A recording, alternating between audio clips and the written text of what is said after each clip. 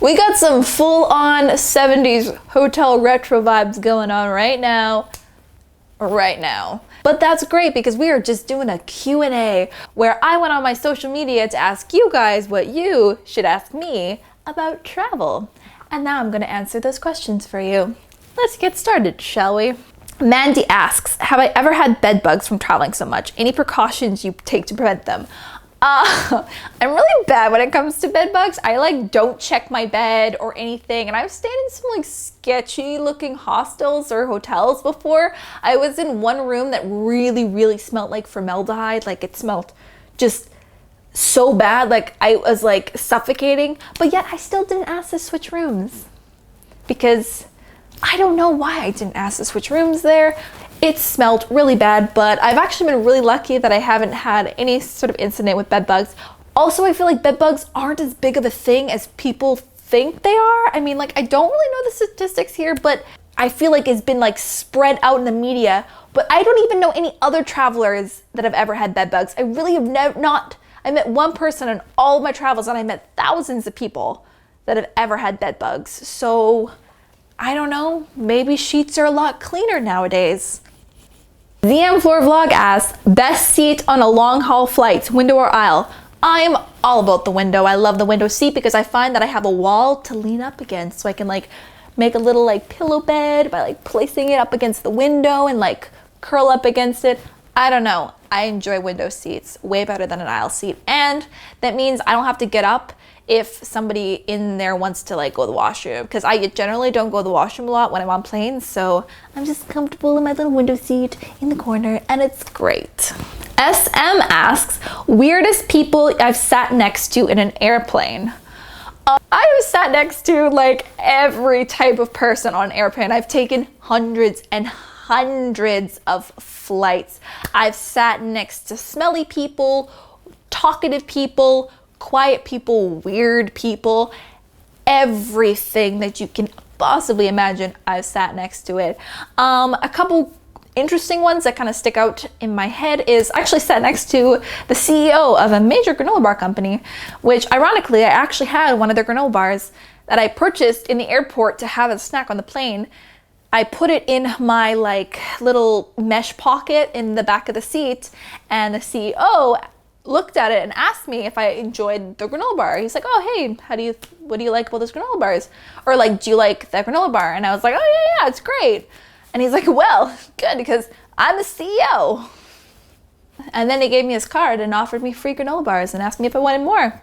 And I took a couple more granola bars, although I didn't take up his offer on other extra free granola bars, because he's like, if you ever want some free granola bars, I like granola bars. Why did I never take up that offer on getting more free granola bars? I also sat next to a lady who owned a ranch, literally a huge gaming farm in South Africa. And she invited me onto her gaming farm ranch. They call it something different in South Africa. I also never took up that offer either. Yeah. What I'm trying to get at is, normally I'm actually a really quiet person when it comes to being on a plane. I usually put my headphones in, or I'm doing work, or I'm watching TV, or I have my headphones on, or my eye masks on. I'm a pretty boring person to sit beside normally when I'm on flights. Mendika Menon asks, how long does it take for you to plan a trip? Well, it depends how organized I want to be on that trip. If I am filming a lot of things, if there are a lot of different things I want to film in a short period of time, then yeah, it probably is going to take me a little bit longer to organize and plan for that trip than if I'm kind of just playing it by ear and just going with the flow and seeing what's available. Or if I have more time in a destination where I can be a little bit more free with my schedule, then I won't plan as much. But honestly, it all varies. Some places are a lot more complicated to get around in. It takes a lot more, there's a lot more moving pieces that need to be planned out to get from A to B. So those require a little bit more time to plan. And also if I'm traveling in the high season or during a busy time of the year, I need to be pre-booking stuff. So I can't just rock up to a destination, purchase my ticket. I need to have things scheduled and pre-booked, which requires a lot more planning as well. Izzy Dizzy asks, where are you planning to visit till the end of the year? Well, Izzy, I am currently in Europe right now. I'm gonna be here for the next month. I have so much awesome travel videos coming your way that I cannot wait to share with you. And so many cool trips, especially the one that I'm doing right now, because I actually took a DNA test with 23andMe, and I've been traveling to some of the places that my DNA told me I was from. Which, if you guys and gals are interested in doing the same, 23andMe is having a gigantic sweepstakes right now. A little bit of details for you guys to enter. Includes round trip airfare and accommodation for 5 nights for the winner and a guest. You get custom itineraries by journey to explore the local life, plus daily spending money. This is up to a $20,000 value, including taxes and fees. It is an awesome prize. You can enter by either purchasing a 23andMe kit, or you can enter for free online using this link right here. No purchase necessary. Go check it out, because I want one of you guys and gals to win one of these trips. I want 23 of you guys and gals to win one of these trips. Boom. Info right there.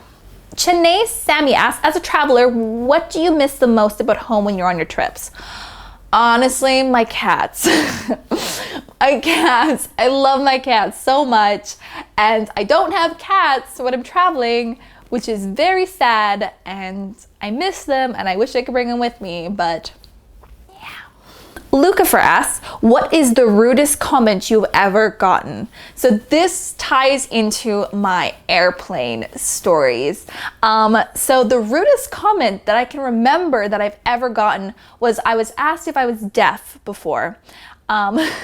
So this was the first time I ever flown business class, and I was super excited, and I was talking to my friend. I wasn't yelling, I wasn't screaming, I was just talking like this, like excited. The thing is, in business class, nobody else is talking. Everybody is really, really quiet, because I don't know, that's business class on an airplane for you. And I was getting up to put my bag away because we were getting ready to this, and this old guy came up to me and asked, are you deaf? And he said it like that. Are you deaf? And I was like, sorry? And he's like, because everybody in this airplane can hear you. And I didn't really know what to say to that. I was just so taken aback by the fact that someone had just asked me if I was deaf. Like, that's such an insult in so many ways. Like, here's the thing. If I'm talking loudly, if anyone's talking loudly, I will gladly lower my volume if somebody asks me to. But to say it like that is just so beyond rude. And I really wasn't yelling. I was talking like this, like I'm talking to you right now. Just talking, not whispering, just talking. Anyways, I didn't even say anything. I was just so confused what was happening. And so I just sat back down in my seat and thought some nasty things about that man in my head. And that was that. Trini Collada asks, how do you prepare to travel to countries that speak a different language? Do you learn the basics or use an app?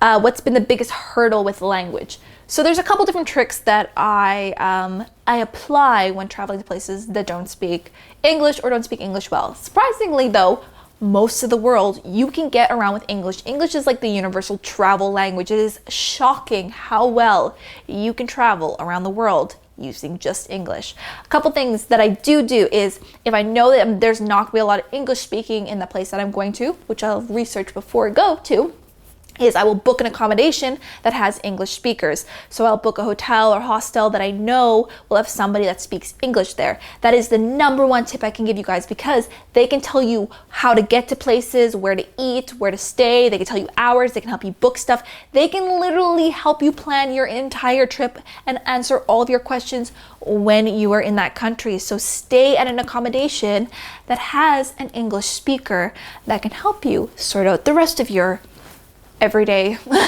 plans when you're in that country.